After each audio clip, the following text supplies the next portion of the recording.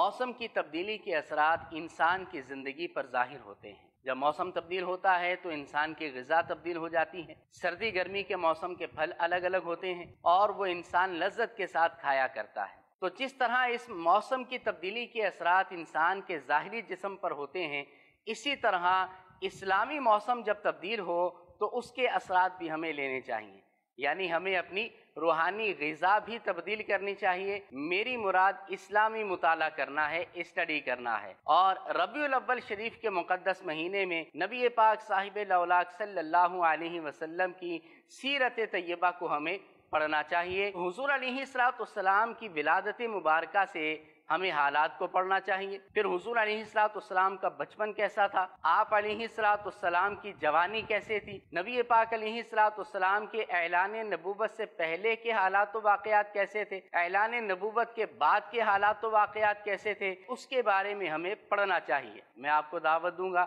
مکتبۃ المدینہ کی بہت پیاری کتاب ہے سیرت مصطفیٰ صلی اللہ علیہ وسلم۔ اس کے اندر کافی ڈیٹیل کے ساتھ نبی پاک علیہ السلام کی سیرت مبارکہ کو بیان کیا گیا ہے۔ اس کتاب کو آن لائن آرڈر کرنے کے لیے اس نمبر پر رابطہ کیجیے۔ مکتبۃ المدینہ